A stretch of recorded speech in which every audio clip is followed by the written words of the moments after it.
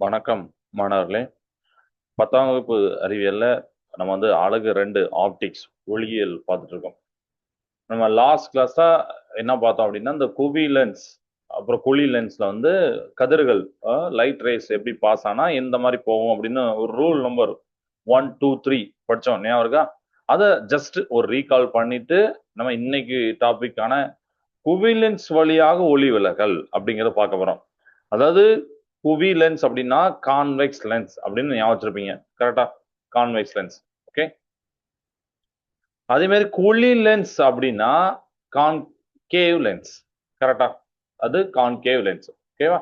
Right. So first இப்போ என்னுடைய ஸ்க்ரீனை ஓப்பன் பண்றேன். அதுல நம்ம அந்த ரூல் நம்பர் 1 and 2, 3 இதை பார்க்க போறோம். டிஸ்கஸ் பண்ணலாமா? டிஸ்கஸ் பண்ணிட்டு இன்னைக்கு டாபிக் போவோம். ஸோ இப்போ ஸ்க்ரீன்ல தெரியுதா? இதுதான் கான்வெக்ஸ் லென்ஸ், குவி லென்ஸ். சரியா? இந்த இருக்கா லென்ஸ். 3 ரூல். என்ன ரூல்லாம்? ஃபர்ஸ்ட் ஒரு ரே இங்க இருந்து வரக்கூடிய ரே, இங்க இப்படி போறக்கூடிய ரே, இப்படி இப்படி போறக்கூடிய ரே எல்லாமே இங்க பட்டு இங்க எல்லாருமே மீட் ஆவாங்க. அப்படிதானே? அதான் விதி படி நம்ம சொல்லுவோம். ஸோ ஒவ்வொன்றையா பார்க்கலாமா? சரி. இப்போ விதி நம்பர் 1. நான் அது சொன்ன விதி நம்பர் நீங்க வந்து மாத்திக்கலாம், அதெல்லாம் பிரச்சனை இல்லை. புக்கில் உள்ள மாதிரி தான் விதி நம்பர் 1 நம்ம எழுதணும்னு அவசியமே இல்லை. நீங்க 3 விதியை எப்படிலாம் மாத்திக்கலாம். விதி 1ல ஆனா நீங்க எப்படி நான் சொன்னோம்ல, அந்த விதியை நீங்க மாத்தும் போது அந்த படமும் அதுக்கு ஏற்ற படம் இருக்கும். விதி 1 எழுதிட்டு நீங்க 3வது படத்தை போடக்கூடாது. அப்படி கரெக்டா பாத்துக்கோங்க. இப்ப நம்ம புக்கில் போட்டு படி பார்க்கும்போது விதி 1 என்னன்னா, அந்த மையம் வழியாக செல்வது. ஒளிக்கதிரானது குவிலன்ஸோடைய இப்படி போகும். அப்படிதானே? ஒளியோடைய அந்த ஒளியியல் மையம் ஆப்டிக்கல் சென்டர்மாங்க. இதுதான் ஆப்டிக்கல் சென்டர். ஓ வழியா போகும். அப்படி போகும்போது பாத்தீங்கன்னா அது எங்கேயுமே விலகல் அடையாது. அப்படியே ஸ்ட்ரைட்டா போயிடும். அதோட பண்பு அப்படி. இப்படி ஓடி போனா இப்படி இருக்கு பண்பு. அதுதான் நம்ம பார்க்கணும். சரியா? இப்படி போறதுன்னா என்னதான்? இந்த மாதிரி லைட் ரே அதோட மையம் வழியா போனுச்சுன்னா எங்கேயுமே விலகல் அடையாது அப்படிங்கறது அதோட அர்த்தம். கிளியரா? ஓகே. இதான் ரூல் நம்பர் 1. கான்கேவுக்கும் அதேதான், குழி லென்ஸுக்கும் அதேதான். நம்ம கான்வெக்ஸ்ல பார்த்துட்டு இருக்கோம். ஓகே. இப்ப 2வது இதுல என்னன்னா, இந்த இதை சொல்லியிருப்பாங்க.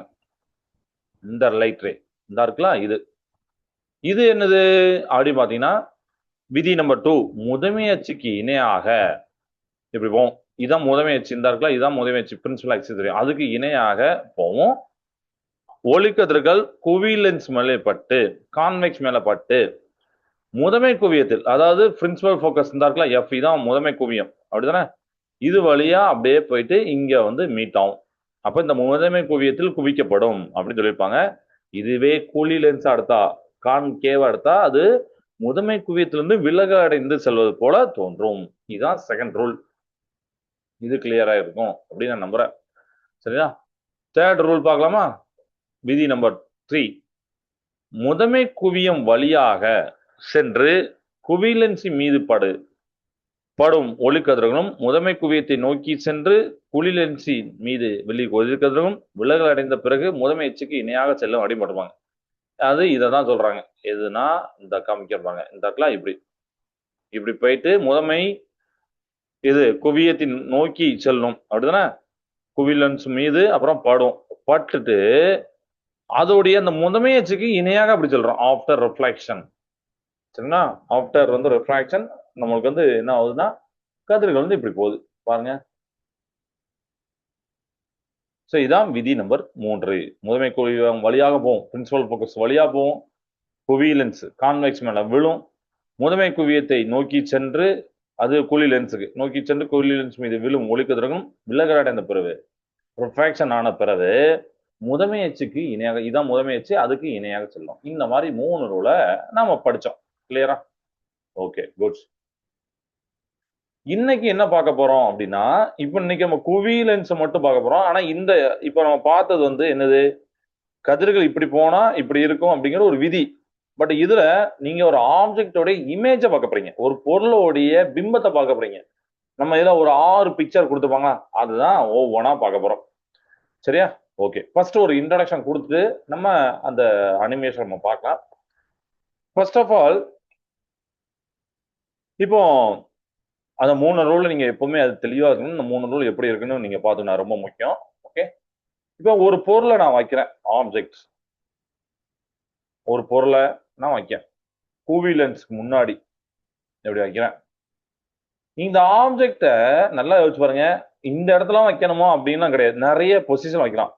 இங்க வைக்கலாம், அப்புறம் ரொம்ப தூரத்துல வைக்கலாம், இங்க வைக்கலாம் அப்படின்னு ஒரு 6 பொசிஷன் நம்ம வைக்க போறோம். 6 நிலைகள்ல வைக்க போறோம். அப்படி ஒவ்வொரு நிலையில இருக்கும்போது இந்த ஆப்ஜெக்ட் இந்த லென்ஸ்ல போட்டபோது இங்க வந்து உங்களுக்கு இமேஜ் கிடைக்கும். சரியா? பிம்பம் கிடைக்கும். தமிழ்ல வந்து பிம்பம் அவங்க. இந்த ஆப்ஜெக்ட் எங்க வைக்கிறீங்களோ அதுக்கேத்தாப்புல பிம்பம் வரப்போகுது. சின்னதா வரும், பெருசா வரும், அதெல்லாம் இருக்கு. ஒரே மாதிரி வராது. நீங்க இங்க பொசிஷன் மாத்தும் போது, அது நிலைகள் மாத்தும் போது அங்க நீங்க அந்த இமேஜோடைய சைஸ்ல நீங்க சேஞ்சஸ பார்க்கலாம். அதனால அந்த இமேஜும் ஒவ்வொரு இடத்துல கிடைக்க மாட்டாது. இங்க ஒரு பொசிஷன் வைக்கிறீங்கன்னா ஒரு நிலை வைக்கீங்கன்னா அங்க ஒரு நிலையில இருப்பாரு. இங்க நிலையை மாத்தும் போது அங்க வேற நிலையை மாறுவார். இந்த மாதிரி 6 நிலைகள். இது ஒரு இம்பார்ட்டன்டான கொஸ்டின். சரியா? அதுக்கப்புறம் பின்னாடி நம்ம என்ன படிப்போம்னா கிளாஸ் நம்ம எண்டிங்ல குவிலன்ஸோட பயன்பாடுகள் அப்ளிகேஷன்ஸ் என்ன அப்படின்னு பார்க்க போறோம். சரி, இப்போ ஒரு இதை திங்க் பண்ணுங்க. நீங்க எல்லாருமே மேக்னிஃபைங் கிளாஸ் அப்படின்னு சொல்லக்கூடிய தமிழ்ல பாத்தீங்கன்னா பூத கண்ணாடிப்பாங்க. அதை பாத்தீங்கன்னா அப்படி பெருசா தெரியுமா? அதுதான் அது பேர் பூத கண்ணாடிப்பாங்க. நம்ம எல்லாருமே சொல்லுவோம் பூத கண்ணாடி பூத கண்ணாடி அப்படின்னு சொல்லுவோம். ஞாபகம் இருக்கா? மேக்னிஃபைங் கிளாஸ் இதை வச்சு எல்லாருமே விளாண்டுருப்போம். ஒரு எழுத்தை பார்க்கும்போது பெருசா தெரியும், ஒரு ஆப்ஜெக்ட் பார்க்கும்போது பெருசா தெரியும். நம்ம இதெல்லாம் பண்ணியிருப்போம். இந்த மேக்னிஃபை கிளாஸ்க்கு பக்கத்துல அந்த ஆப்ஜெக்ட் கொண்டு போனீங்கன்னா பெருசா தெரியும். இதுவே அந்த லென்ஸ்ல இருந்து அப்படியே தள்ளி தள்ளி தள்ளி கொண்டு போனீங்கன்னா இந்த அந்த பொருள் வந்து தலைகீழா மாறத நீங்க கவனிச்சிருப்பீங்க. நீங்க அதை இதுக்கு முன்னாடி விளையாடி இருந்தீங்கன்னா கவனிச்சிருப்பீங்க. இல்லைன்னா பாருங்க, என்னைக்காவது உங்களுக்கு டைம் கிடைக்கும் அந்த மேக்னிஃபை கிளாஸை கடையில வாங்கி பார்த்து நீங்களே ஒரு அண்டர்ஸ்டாண்ட் பண்ணுங்க. ஏன்னா நம்ம படிக்கிறத விட நாமளே ஹேண்ட் வந்துச்சு நம்ம பண்ணும் போது அது நம்மளுக்கு அண்டர்ஸ்டாண்ட் ஆகும். நம்ம மூளை புரிஞ்சுக்கிடும். ஓகே ரைட்டு அப்படின்னு சொல்லிட்டு. இப்ப நல்லா யோசிச்சு பாருங்க. உங்களுக்கு சில பேருக்கு பைக்கே ஓட்டுவீங்க, சில பேர் சைக்கிள் ஓட்டுவீங்க.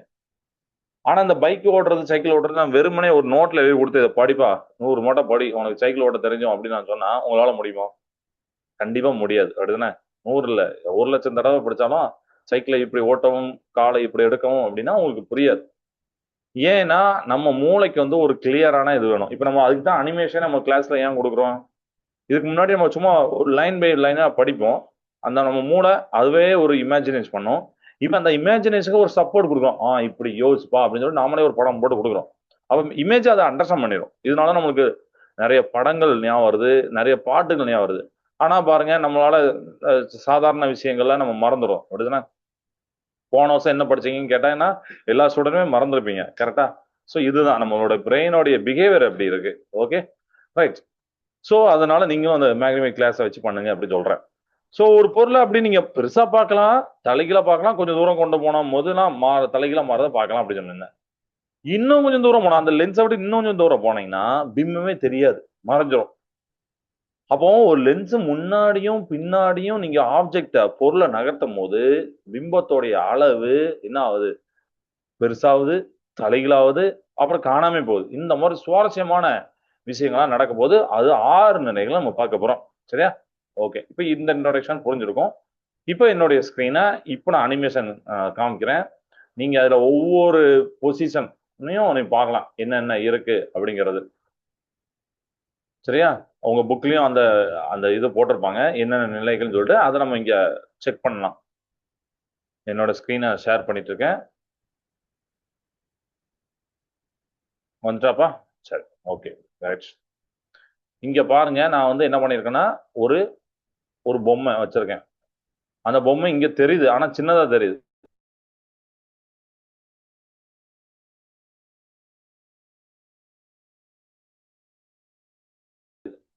இப்போ இந்த பொம்மையா பெருசா தெரியுது மாதிரி காணலாமா? ஒவ்வொரு பொசிஷனும் நம்ம பார்க்க போறோம். சரிங்களா? ஒரே நிமிஷம். கொஞ்சம் சைஸை கூட்டி வச்சிட்டேன். அதுக்கப்புறம் உங்களுக்கு பெருசா தெரியாம காமிக்கலாம். பாருங்க எவ்வளவு பெருசா, அதுக்கப்புறம் தெரியவே இல்லை. பின்னாடி ஒரு டாட் டாட் டாட் மாதிரி வந்துட்டு பாருங்க. இதுதான் விர்ச்சுவல் இமேஜ் அப்படிம்பாங்க, மாய பிம்பம். அதை நம்ம என்னன்னு பார்க்க போறோம். தலைகளா தெரியுது, பெருசா தெரியுது, சின்ன. நீங்க அந்த இதை கொண்டு வந்தா சொன்னா லென்ஸை விட்டு நீங்க தூரம் கொண்டு போக எப்படி தெரியுது பாருங்க, கம்மியா தெரியுது. அதுதான் அர்த்தம். தலைகீழா தெரியும், கம்மியா தெரியும். இப்படி இருக்கு. இதை ஒவ்வொன்றா பார்க்கலாம். Okay right. எப்போதுமே இந்த லென்ஸுக்கு இந்த சைடா நீங்க பொருளை வச்சுக்கணும். ஃபர்ஸ்ட் என்னன்னா பொருள் வந்து ஒரு இன்ஃபினிட்ல ஈரிலா தொலைவில் வைக்க போறேன். ஸோ இங்க அதுக்கு தான் நான் இதை கிளிக் பண்றேன். இது நம்ம புக்ல போட்டிருப்பாங்க. இதுதான் ஈரிலா தொலைவில் வைக்கிறேன். அப்ப அந்த ஆப்ஜெக்ட் நீங்க காட்டக்கூடாது. தூரத்துல இருந்து வர்ற மாதிரி இந்த ரேஸை மட்டும் காட்டினா போதும், கதிர்கள் மட்டும் காட்டினா போதும். இந்த இடத்துல அந்த பொசிஷன் பாயிண்ட் நம்ம எழுதிருப்போம் F1 C1 to F1. ஏன்னா அந்த F1 உடைய டபுள் மடங்கு வேல்யூ தான் C1. நம்ம F1 C1 எல்லாமே தெரியும் அப்படிதானே, ரைட்? அதே மாதிரி இந்த சைடு அந்த F2 2F2 C2லாம் நமக்கு வந்து கிடைக்கும். இங்க லென்ஸ் இங்க இருக்குன்னா இந்த இருக்கலாம், இதுதான் F2 ஸ்கிரீன். அதுக்கப்புறம் இந்த கதிர்கள்லாம் மீட் பண்ணும். அப்ப இந்த இடத்துல பொருளை நீங்க என்ன பண்றீங்கன்னா ஈரிலா தொலைவில் இன்ஃபினிட்ல வைக்கிறீங்க.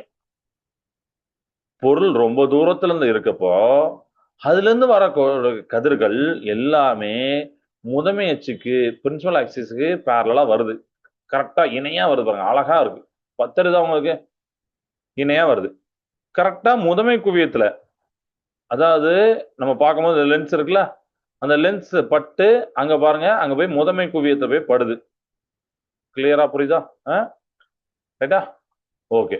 சோ அங்க போய் குவியும்.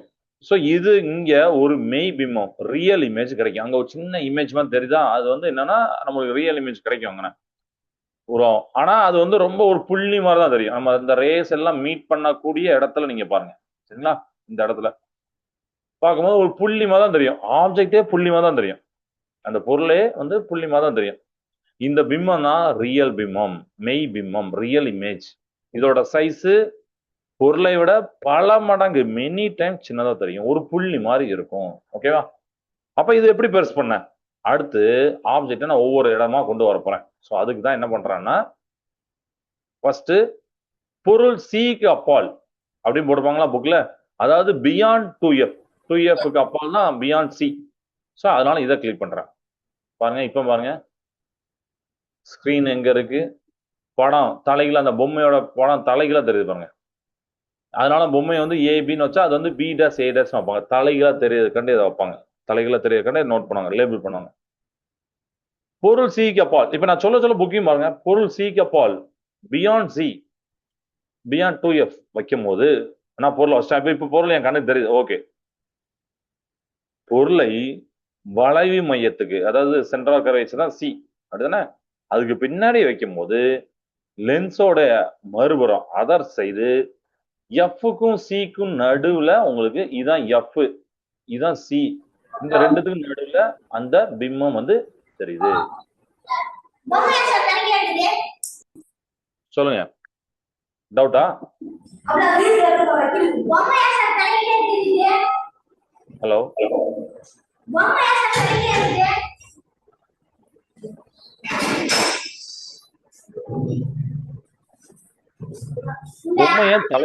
பொம்மை ஏன் தலைகளை தெரியுதுன்னு நீங்க சொல்றீங்க நினைப்பேன், அப்படிதானே? இல்ல, அது அதோடைய பண்பே அப்படிதான்ப்பா. நீங்க எந்த பொசிஷன் வைக்கணும் எல்லாமே ஒரே மாதிரிலாம் தெரியாது, புரியுதா? இப்ப நம்ம சின்னதா தெரியுது பெரியதா தெரியுதுன்னு சொல்லணுமா, அந்த பொசிஷன், அந்த பொசிஷன் நம்ம கத்துக்கிட்டு இருக்கோம். இந்த பொசிஷன் வச்சா இப்படிதான் பிம்பம் வந்து தெரியும், பெருசா தெரியும், சின்னதா தெரியும். அந்த லென்ஸோடைய பண்பு. இப்ப புரியுதா உங்களுக்கு? லென்ஸோட பண்பு நம்ம படிச்சுட்டு இருக்கோம். நீங்க ஒவ்வொரு பொசிஷனும் வைக்கும் போது ஒவ்வொரு சைஸ்லயும் ஒவ்வொரு மாதிரி கிடைக்கும். சின்னதா கிடைக்கும், பெருசா கிடைக்கும், தலைகீழா கிடைக்கும். சரியா? அது அந்த லென்ஸோடைய பண்பு. இப்ப புரியுதா உங்களுக்கு? இதே மாதிரி நீங்க பின்னாடி குழி லென்ஸ் ஒண்ணு படிப்பீங்க, கான்கேவ் லென்ஸ். அதுலயும் பாத்தீங்கன்னா நீங்க இன்ட்ரெஸ்டிங்கா சில விஷயம் படிப்பீங்க. அதை நம்ம நெக்ஸ்ட் கிளாஸ் வரப்போது கிளாஸ் தான் பார்ப்போம். இப்ப வெரி குட். நீங்க சொல்றது எனக்கு எதுவுமே புரியல, ஆனா நான் கெஸ் பண்ணி தான் சொல்லிட்டு இருக்கேன். ஆனா என்ன சொல்றீங்க இப்ப சொன்னது என்ன?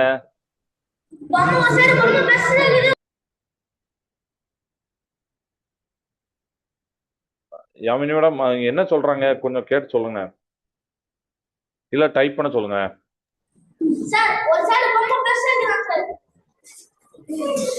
ரொம்ப ரொம்ப பெருசா தெரியும் கேக்கீங்களா?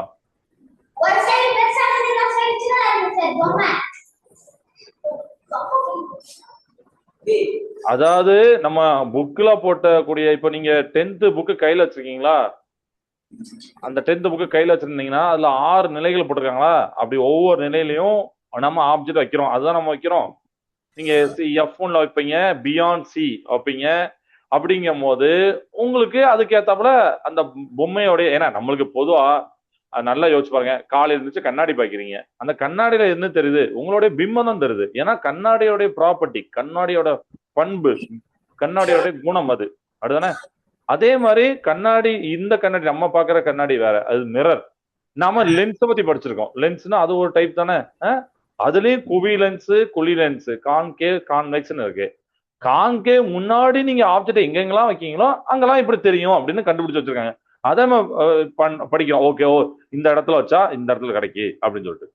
இப்ப கிளியர் ஆயிட்டா உங்களுக்கு? Done done, thank you. Okay, yes. So இப்போ நம்ம வந்து என்ன பண்ணிட்டு இருக்கோம் அப்படின்னா, சிக்கு அப்பால், பியாண்ட் சி வைக்கிறோம். வச்ச உடனே பொருள் வந்து என்ன ஆகுது? வளைவு மையத்துக்கு அப்பால் வைக்கிறீங்க போது, பின்னாடி வைக்கிற போது லென்ஸோடைய மறுபுறம், அதாவது எஃப்க்கும் சிக்கும், நீங்க ஒரு சைடு F1 C1 எல்லாம் போட்டீங்கன்னா இன்னொரு சைடு F1 C1 போடக்கூடாது. அந்த சைடை F2 C2 தான் போடணும். அதனால நானும் போட்டிருக்கேன்னா F2 C2 போட்டிருக்கேன்னா அந்த இடத்துல நம்ம போடணும். சரியா? Right.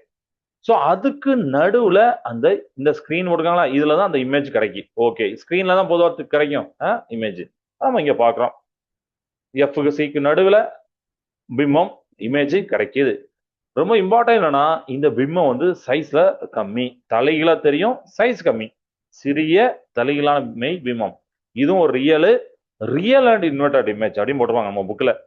Real and inverted image என்னதும் சிறிய தலைகளான மெய் பிம்பம் கிடைக்குது. இது ரெண்டாவது நிலை. இப்போ நம்ம மூன்றாவது நிலையை பார்க்க போறோம்.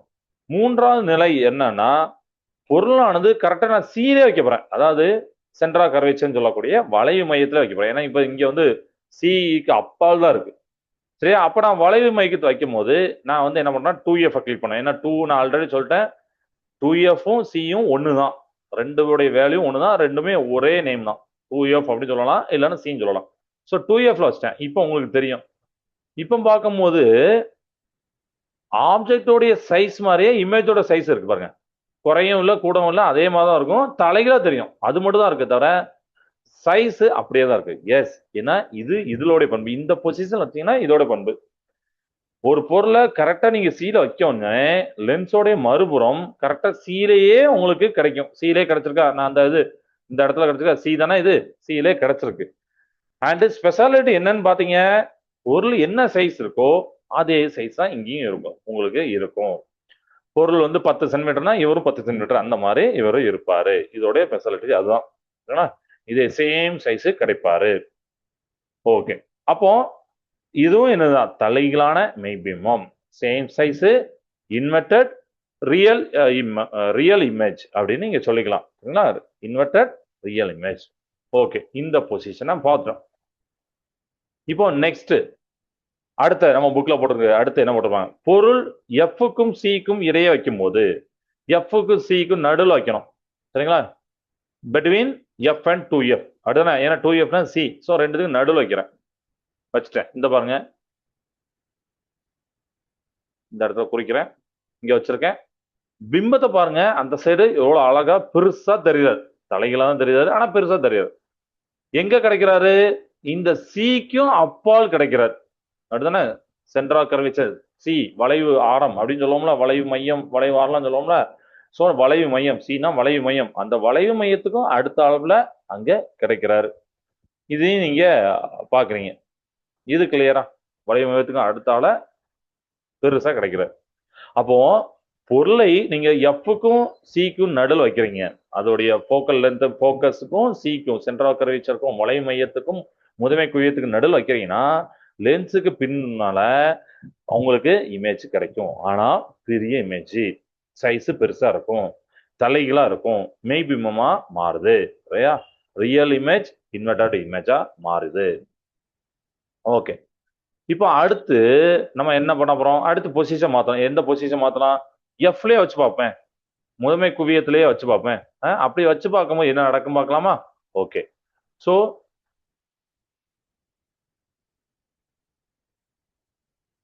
ஓகேவா? ஓகே, ஸோ இப்போ நம்ம அடுத்து நம்ம பண்ணும்போது எஃப்லே வந்து வைக்க போறேன், ஆப்ஜெக்டை வைக்க போறேன். வச்சு பார்ப்பேன் என்ன நடக்கும் பார்ப்போம். அது நீங்களே சொல்லிடுறீங்க, இந்த மாதிரி ஷேப்ல இருக்கு, இந்த மாதிரி சைஸ்ல இருக்கு அப்படின்னு சொல்லிட்டு. சரிங்களா? இப்போ எஃப்ல வைக்க போறேன். பாருங்க, இமேஜே தெரியல, இன்ஃபினிட்டி போயிட்டாரு. அதாவது ரே இப்படி போட்டாங்கன்னா அந்த சைடு இமேஜே உங்களுக்கு தெரியல. ஏன்னா இமேஜ் இவ்வளவு வரைக்கும் நீங்க அந்த பொம்மையோடைய தலையில பிம்பத்தை பார்த்தீங்க, ஆனா இப்ப பார்க்கல. அப்ப என்ன பண்பு நம்ம படிக்கலாமா? எஸ், படிக்கிறேன். பொருளானது முதன்மை குவியத்தில், முதன்மை குவியம்னா எஃப், பிரின்சிபல் ஃபோக்கஸ், அதுல வைக்கிறீங்க. அடுதானே? ஓகே, சரியா? சோ அந்த எஃப்ல வைக்கிறீங்கன்னா கரெக்டா அது மேல வைக்கிறீங்க. லென்ஸை விட்டு வெளியே போற ஒளிக்கதிர்கள் எல்லாமே ஒன்றுக்கொன்று இணையாக செல்லும், பேரலா போகுது. எங்கேயுமே மீட் ஆகல பாருங்க. இங்க நம்ம பாக்குற எந்த இடத்துலயுமே மீட்ல. இதுக்கு முன்னாடி எல்லாம் பாத்தீங்கன்னா மீட் ஆனிச்சு, எல்லாருமே ஒரு இடத்துல மீட் ஆனாங்க, அந்த இடத்துல பிம்பம் கிடைச்சு. எப்பவுமே லென்ஸுக்கு அந்த சைடு கிடைக்கக்கூடிய கதிர்கள் மீட் ஆனா பிம்பம் கிடைக்கும். இங்க மீட்டே ஆகல, இணையா தான் போறாங்க. சோ அதனால பிம்பமே உங்களுக்கு தெரியல, இமேஜே தெரியல. நம்ம புக்ல போட்டிருக்காங்களா? அப்ப எங்க சார் பிம்பம் இருக்கும் அப்படின்னு கேட்கலாம். எங்க சார் இமேஜ் கிடைக்கும்? ஈரிலா தொலைவுல கிடைக்கும், அட் இன்ஃபினிட்டி. அதனால இந்த நம்ம கண்ணுக்கு தெரியற தூரத்துல போடல. இன்ஃபினிட்டி நம்ம கண்ணுக்கு தெரியாது, நம்ம இன்ஃபினிட்டி சொல்ல மாட்டோமே, அப்படித்தானே? ரொம்ப தூரத்துலப்பா அப்படின்னு சொல்லணும்னா அதுதான். அளவில் பெரிய தலையிலான மெய்பிம்பம் கிடைக்கும், ஈரிலா தொலைவில் உருவாகும். அளவில் பெருசா இருக்கும், சைஸ் பெருசா இருக்கும், எடுத்துட்டு ரியல் இமேஜா இருக்கும். இன்வெர்டட், அதாவது ரியல் இமேஜ் அண்ட் நம்ம என்ன சொல்றோம் அப்படின்னா இன்வெர்டட் இமேஜா இருக்கும், இன்ஃபினிட்டில கிடைக்கும், முடிவிலா தொலைவில், ஈரிலா தொலைவில் கிடைக்கும். இது மட்டும் தானா? இதுக்கப்புறம் வேற சேஃப் இல்லையா? வேற பொசிஷன் இல்லையானா இருக்கு, இன்னொரு பொசிஷன் இருக்கு. அதுதான் இந்த எஃப்க்கும் ஓக்கும் நடுல. இந்த பாத்தீங்கன்னா எஃப், இதுதான் ஓ, ஆப்டிக்கல் சென்டர் அப்படின்னு சொல்லுவோம்ல, லென்ஸ் மையம் அப்படின்னு சொல்லுவோம்ல, அதுக்கும் எஃப்க்கு நடுவுல கொண்டு போறேன். ஸோ அதுக்கு தான் நான் இதை கிளிக் பண்ணிடுறேன். பாருங்க, இப்ப பாருங்க வேற மாதிரி கிடைச்சிருக்கு. இப்ப பாருங்க இங்க டாட்டட் போட்டிருக்காங்க, இன்னொன்னு பாத்தீங்கன்னா தலைகளா கிடைக்கல பாருங்க, ஒரு மாதிரி கோடு போட்டு காமிச்சிருக்காங்களா? இதுதான் என்ன என்ன சொல்லுவாங்கன்னா விர்ச்சுவல் இமேஜ், மாய பிம்பம். கிளியரா? ஸோ இது என்ன அர்த்தம் அப்படின்னு பாக்குறோம். நம்ம இந்த ரேஸ்லாம் பட்டு போறதெல்லாம் நமக்கு தெரியும். இங்க பட்டு இப்படி போயிட்டே இருக்கு. அது இல்லாம அப்புறம் பின்னாடி மீட் ஆகிற மாதிரி இங்க காமிச்சிருப்பாங்க. இது என்ன சொல்றேன், நம்ம கண்ணு இங்க இருக்கு, நம்ம கண்ணை இங்கிருந்து பார்க்கும் போது இங்கதான் உங்களுக்கு விர்ச்சுவல் இமேஜ் தெரியுது. இதை படிக்கலாமா? ஒளியியல் மையம் ஓக்கும், ஆப்டிகல் சென்டர் ஓக்கும், முதன்மை குவியம் எஃப்க்கும், பொருள் குவியம் அந்த பிரின்சிபல் ஃபோக்கஸ் எஃப்க்கும் நடுவில் வைக்கிறேன். இதுதான் ரொம்ப ரொம்ப முக்கியமான நிலை குவி லென்ஸ்ல, சரியா? கான்வெக்ஸ் லென்ஸ்ல அப்படி வைக்கும் போது பொருளை லென்ஸுக்கு ரொம்ப பக்கத்துல கொண்டு போயிட்டேன். ஒளிக்கதிர்கள் விரிந்து டைவர்ஜ் ஆகி போகுது. டைவர்ஜ்னா விரிந்து போகணும் சொல்லியாச்சு. அதை பின்னோக்கி தொடர்ந்தா நீங்க பின்னாடி பார்த்தா நேரான ஒரு மாய பிம்பம் கிடைக்கும், விர்ச்சுவல் அண்ட் எராக்ட் இமேஜ் உருவாகுது. நாம பூத கண்ணாடியில் பார்க்கும் போது பெருசா தெரியும் ஃபர்ஸ்ட் சொன்னா, அதுக்கு காரணம் இதுதான். நம்ம பூத கண்ணாடியில் பார்க்கக்கூடிய அந்த பெருசான பிம்பம் இந்த 6வது நிலை தான். நீங்க அதனாலதான் பக்கத்துல கொண்டு போனா பெருசா தெரியுது. அப்ப பெருசா தெரிஞ்சதுன்னா நீங்க சொல்லிக்கலாம், ஓகே லென்ஸுக்கு பின்னாடி இந்த இமேஜ் தெரியும், இது வந்து ஒரு விர்ச்சுவல் ஆனது எராக்ட் இமேஜ் அப்படிங்கிறத நீங்க சொல்லிக்கலாம். ஓகேவா? ஆல்ரெடி இங்க சின்ன கிளாஸ்ல 9th மிரரை பத்தி படிச்சுப்பீங்க. அதுலயும் அந்த சைஸ் இதெல்லாம் வரும் அப்படிதானே? ஆனா அது மிரர் வரும், ஆடியை பத்தி வரும், இது லென்ஸை பத்தி வரும். இதுதான் அந்த 6 நிலைகள். இது உங்களுக்கு கம்ப்ளீட்டா புரிஞ்சிருக்கான்னு நம்புறேன். நம்ம அடுத்த கிளாஸ்ல அந்த கான்கேவ், ஆனா கான்கேவ்ல இருந்து பொசிஷன் ரொம்ப ரொம்ப குறைதான். ஏன்னா அவர் 2 பொசிஷன் மட்டும் தான் இமேஜ் வந்து மாறும், மற்ற எல்லாமே ஒரே மாதிரி இருக்கனால அது ரொம்ப கம்மியான இதுதான். சரியா? அதை நம்ம நெக்ஸ்ட் கிளாஸ்ல பார்க்கலாம். இதே மாதிரி அனிமேஷன் போட்டு இதை நம்ம பார்க்கலாம். ஸோ இதை வந்து நம்ம ஒவ்வொன்றா சொல்லலாம். ஆப்ஜெக்ட் பிளேஸ் எஃப் அண்ட் ஓனா எங்க கிடைக்கி அப்படின்னு சொல்லிட்டு, எராக்ட் இமேஜ் கிடைக்கும், லார்ஜரா கிடைக்கும் அப்படின்னு சொல்லிட்டு. கரெக்டா? ஓகே, இப்போ அடுத்து நம்ம என்ன பண்ண போறோம்னா இந்த சிமுலேஷன், இப்போ அனிமேஷன் வழியா நீங்க இதை கத்துக்கிட்டீங்க, இமேஜ் எப்படி ஃபார்ம் ஆகும்னு சொல்லிட்டு. இப்போ இதை வச்சு நம்ம ஒரு முடிவுக்கு வரலாம். என்ன, பொருளை லென்ஸுக்கு பக்கத்துல கொண்டு போனீங்கன்னா அதுல என்ன மாதிரி கிடைக்கும், லென்ஸை விட்டு தூர போனீங்கன்னா அதுல என்ன மாதிரி கிடைக்கும், சைஸ் எப்படிலாம் பெருசாகுது, இந்த மாதிரி விஷயங்கள்லாம் இதை நீங்க கத்துக்கலாம். எஃப் தாண்டி ஓக்கு பக்கத்துல வரும்போது தான் ஒரு நேரான பெரிய மாய பிம்பம் கிடைச்சது. அப்ரைட்டான ஒரு விர்ச்சுவல் இமேஜ் மாய பிம்பம் கிடைச்சது. ஓகே, அதுக்கப்புறம் இந்த குவிலன்ஸோடைய பயன்பாடுகளை நம்ம பார்க்க போறோம்.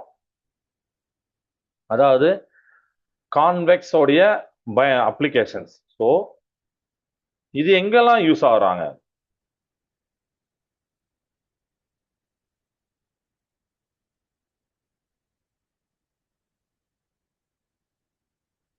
பயன்பாடுகள். இந்த பயன்பாடுகள் மட்டும் தனியாவே கொஸ்டின் கேட்பாங்க எக்ஸாம்ல. அதனால இதை லேர்ன் பண்ணிக்கோங்க. தனியா 2 மார்க் கேட்டாங்கன்னா ரொம்ப நல்லது. ஓகே, நோட் பண்ணிக்கோங்க. நாம எல்லாருமே போட்டோ எடுக்கும்போது அந்த ஃபிளாஷ் வரும், அப்படிதானே? அந்த கேமரா லென்ஸு அதெல்லாம் நீங்க இப்போ ஃபிளாஷ் வரும், கேமரா லென்ஸ் இதெல்லாம் நீங்க உங்க அந்த பார்த்துருப்பீங்க. நம்மளுடைய போன்ல மட்டும் இல்லாம டிஜிட்டல் கேமராலாம் பார்த்துருப்பீங்க. அப்ப அந்த போட்டோ எடுக்கக்கூடிய அந்த ஒளிப்பட கருவியில அத கேமரா லென்சஸ இது நம்ம யூஸ் ஆகும். ஸோ ஹிண்ட் மாதிரி எழுதுறேன். போட்டோ ஒளிப்பட கருவி. ஒளிப்பட கருவினா கேமரா லென்ஸ்.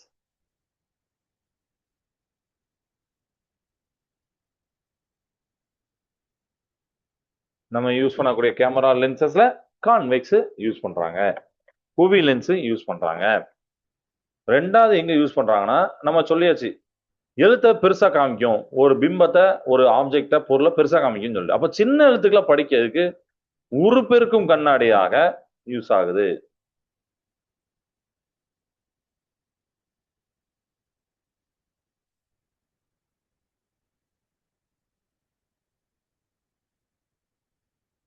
உருப்பெருக்கும் கண்ணாடி, அதாவது இததான் எழுதணும், மேக்னிஃபைங் லென்ஸ் அப்படின்னு போட்டோமா, அது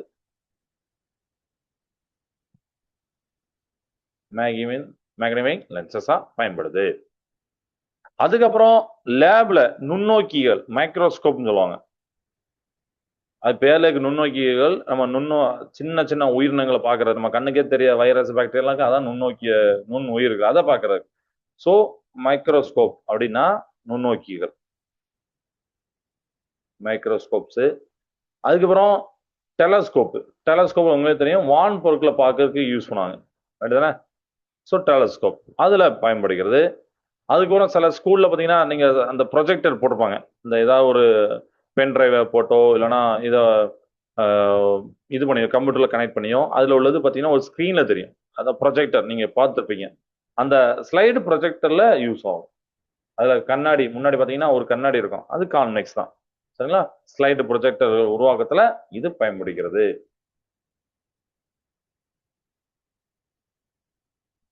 ஸ்லைட் ப்ரொஜெக்டர்ஸ்ல இதை விட ரொம்ப முக்கியமான ஒரு விஷயம் தூர பார்வையில யூஸ் ஆகுது.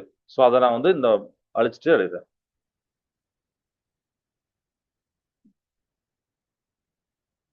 4வது பாயிண்ட் என்னன்னா ரொம்ப இம்பார்ட்டன்ட் பாயிண்ட். இந்த பாயிண்ட் கண்டிப்பா இருக்கணும். தூர பார்வை அப்படின்னு சொல்லக்கூடிய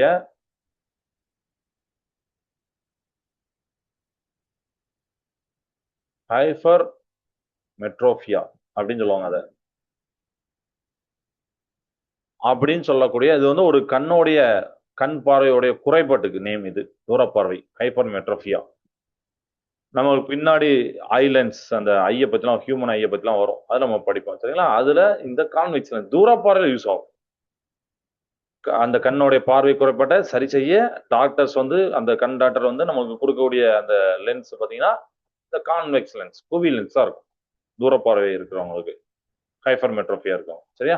இதெல்லாம் ஸோ இதான் இன்னைக்கு பார்த்தோம் ஸ்டூடெண்ட்ஸ். ஸோ இன்னைக்கு நம்ம என்னெல்லாம் பார்த்தோங்கிற ரீகால் பண்ணிடுறேன். இன்னைக்கு நம்ம ஃபர்ஸ்ட் குவி லென்ஸோடைய அந்த 3 முக்கியமான விதிகள், லைட் ரே பாஸ் ஆகிறத நம்ம ரீகால் பண்ணோம். அதுக்கப்புறம் குவி லென்ஸோடைய 6 பொசிஷன்ல ஆப்ஜெக்ட் வச்சு, பொருளை வச்சு அதோடைய பிம்பம் எப்படிலாம் தலைகீழா தெரிஞ்சது, பெருசா தெரிஞ்சது, சின்னதா தெரிஞ்சது அப்படிங்கிற பார்த்தோம். இன்ஃபினிட்டி பொசிஷன், ஈரிலா தொலைல ஆப்ஜெக்ட் வைக்கிறது, ஈரிலா தொலைல இமேஜ் கிடைச்சது, ரியல் அண்ட் இன்வெர்டட் இமேஜ், தலைகீழான நேரான பிம்பம், அப்புறம் மாய பிம்பம், எராக்ட் இமேஜ், இது எல்லாத்தையும் நம்ம பார்த்தோம். ரைட்டா? இதெல்லாம் உங்களுக்கு புரிஞ்சிருக்கும் நம்புறேன். ஹோம்ஒர்க் என்னன்னா, உங்களுக்கு டிக்டேஷன் கிடையாது. ஸோ ஹோம்ஒர்க் என்னன்னா, இன்னைக்கு 6 பொசிஷன் சொல்லி கொடுத்தோம்னா அதுதான் உங்களுக்கு ஹோம்ஒர்க். என்ன பண்ணணும், நீங்க ஃபர்ஸ்ட் குவி லென்ஸ் அப்படி எழுதிக்கோங்க. எழுதிட்டு பொசிஷன் நம்பர் 1 என்ன பொசிஷன் வைக்க போறீங்க. நீங்க ஒரு ஆர்டரா வாங்கண்ணே. நம்ம ஃபர்ஸ்ட் இன்ஃபினிட்டி வந்தோம், அதுக்கு பியாண்ட் 2C வந்தோம், அப்படிதான். 2Cக்கு அப்பால், சாரி சிக்கு அப்பால், அப்புறம் எஃப்க்கும் சிக்கு நடுவில், இந்த மாதிரி ஆர்டர் வாங்க. இன்ஃபினிட்டிக்கு அப்புறம் எஃப்க்கும் ஓக்கு நடுவில் வைக்கிறேன், அதுக்கப்புறம் திருப்பி எஃப்க்கும் 2Fக்கு நடுவில் வைக்கிறேன், அப்படி மாற்றி மாற்றி வைங்க. ஒரு மாதிரி பின்னாடி இருந்து அப்படி ஆர்டர் வந்தீங்கன்னா உங்களுக்கு ஞாபகம் இருக்கும். அப்படி ஆர்டரா வரும்போது இமேஜ் எங்க கிடைக்குது, எப்படி கிடைக்குது அப்படிங்கிற சேர்த்து எழுதிட்டீங்கன்னா பக்காவா ஒரு ஒரு பிக் கொஸ்டின் மார்க் சூப்பரா உங்களுக்கு கிடைக்கும். சரிங்களா? சரி, வீட்டில் போய் அதை எழுதி பாருங்க. இதான் உங்களுடைய ஹோம்ஒர்க். வேற எதுவும் டவுட் இருக்கா ஸ்டூடெண்ட்ஸ்? நம்ம வந்து அடுத்த கிளாஸ்ல புலி லென்ஸ், சரிங்களா, கான்கேவ் லென்ஸ் பத்தி படிப்போம். நம்மளுக்கு ஒரு 20 1 மார்க் டெஸ்ட்டுக்கு நெக்ஸ்ட் கிளாஸ்ல 1 மார்க் உங்களுக்கு டெஸ்ட். சரியா? 20 ஆர் 10 அதை நம்ம பார்த்து வைப்போம். ஒன் வேர்டு மாதிரி தான் இருக்கும், ஃபில் இன் த பிளாங்க்ஸ் மாதிரி தான் இருக்கும். அது வைப்போம்.